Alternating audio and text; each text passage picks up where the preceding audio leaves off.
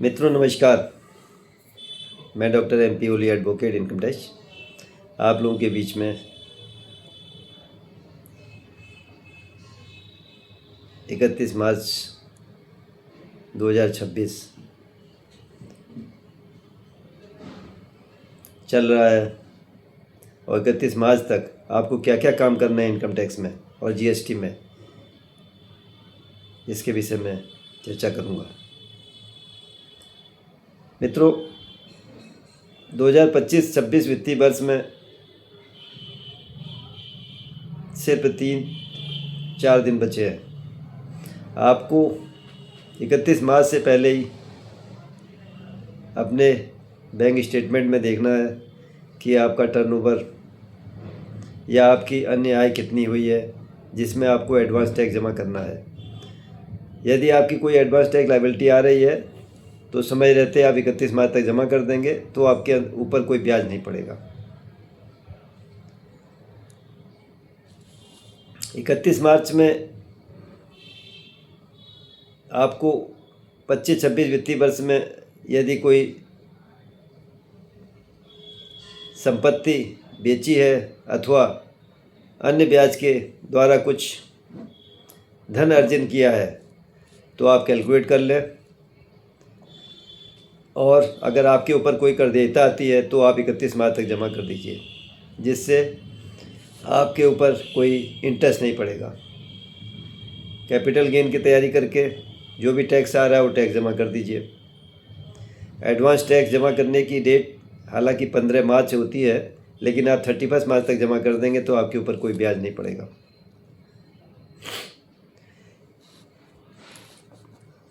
दो 2021-22 assessment year का ITR file करने की, अपडेटेड ITR फाइल करने की भी लास्ट डेट 31 मार्च है। अगर आपका ITR असेसमेंट ईयर 21-22 का किन्हीं कारणों से छूट गया है तो आप 31 मार्च से पहले उसे जमा कर सकते हैं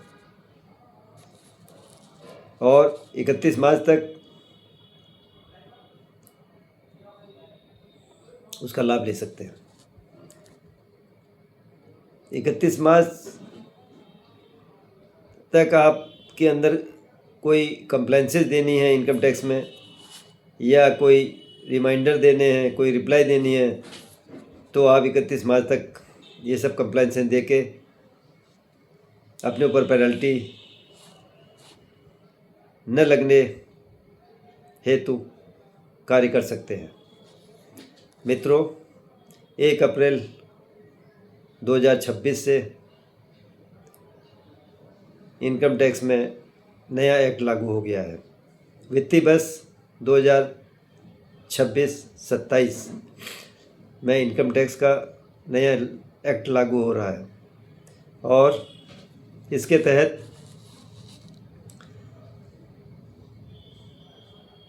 आपका फॉर्म भी अलग होगा, एक फॉर्म के नंबर बदल जाएंगे और आप नए एक्ट के हिसाब से कार्य करेंगे। फाइनेंशियल ईयर 2026-27 में अब आप असेसमेंट ईयर या फाइनेंशियल ईयर नहीं कहेंगे, अब सिर्फ टैक्स ईयर के रूप में जाना जाएगा। 2026-27 को हम टैक्स ईयर इनकम टैक्स की भाषा में कहेंगे। असेसमेंट ईयर ख़त्म कर दिया गया है। बाकी अन्य फॉर्म एडवांस टैक्स वगैरह के सब फॉर्म अलग बदल गए हैं, उनके नंबर बदले हैं, बाकी प्रोसीजर में बहुत ज़्यादा परिवर्तन नहीं हुआ है। फॉर्म की संख्या भी बहुत कम कर दी गई है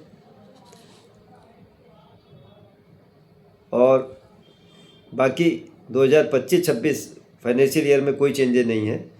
वो आपको जैसे पहले फाइल करते थे वैसे ही आपको रिटर्न फाइल करना पड़ेगा।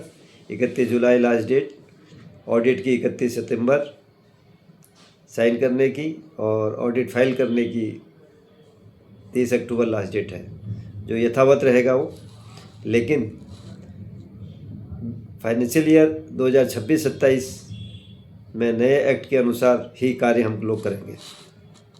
जहाँ तक GST की बात है, 31 मार्च तक GST में भी काफ़ी कुछ कार्य आपको पेंडिंग हैं जो आपको पूरे करने पड़ेंगे। पहले तो आपको ये चेक करना पड़ेगा कि आपका टर्नओवर कितना है। यदि आपका सर्विस से टर्नओवर वित्तीय वर्ष 2025-26 में 20 लाख से कम है या ट्रेडिंग करने में आपका टर्नओवर 40 लाख से कम है तो आपको कोई समस्या नहीं है। यदि वित्तीय वर्ष 25-26 में आपका टर्नओवर इनसे एक्सीड कर जाता है तो आपको तुरंत ही अपना जीएसटी नंबर लेना पड़ेगा और आईटीआर फाइल करते समय इन बातों को ध्यान में रखना पड़ेगा। ये आपको 31 मार्च तक ही फाइनल करना है। अगर आपके एक पैन में कई फर्में चलती हैं तो सबको आपने एक साथ जोड़ के अपनी इनकम को दिखाकर अपना रजिस्ट्रेशन कर लेना चाहिए। जीएसटी में कंपोजिशन स्कीम को आप ऑप्ट करना चाहते हैं तो 31 मार्च तक आपके पास समय है ऑप्ट इन करने का, और ऑप्ट आउट करने के लिए आप साल भर कर सकते हैं, लेकिन ऑप्ट इन आप 31 मार्च तक ही कर सकते हैं। और आपका टर्नओवर यदि 1.5 करोड़ से कम है तो आप कंपोजिशन स्कीम में अपने को ऑप्ट इन कर सकते हैं। इसकी लास्ट डेट 31 मार्च है। क्वार्टरली मंथली स्कीम की लास्ट डेट भी 31 मार्च ही है। आप 31 मार्च तक आप क्वार्टरली में जाएंगे 5 करोड़ के टर्नओवर तक, और अगर 5 करोड़ से ऊपर टर्नओवर है तो आप मंथली आपको रिटर्न फाइल करने का ऑप्शन भी इसी बीच में कर सकते हैं।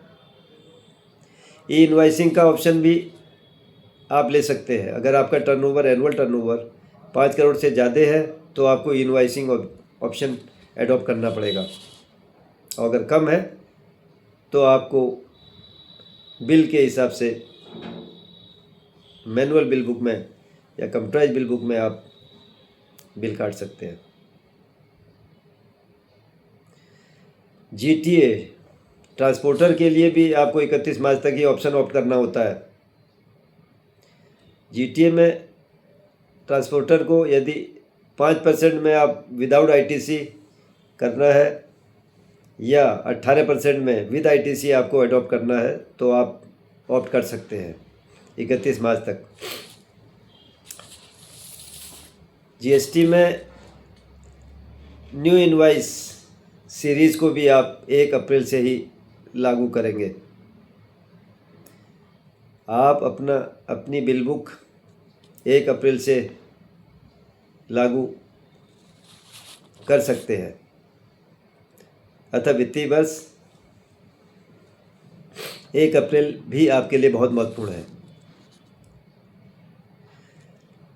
जीएसटी में 31 मार्च तक आप अपना आईटीसी भी रिकनसाइल कर सकते हैं।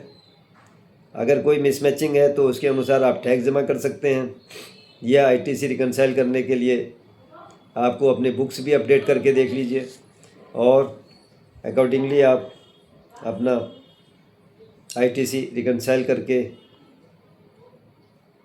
टैक्स लायबिलिटी जमा कर सकते हैं।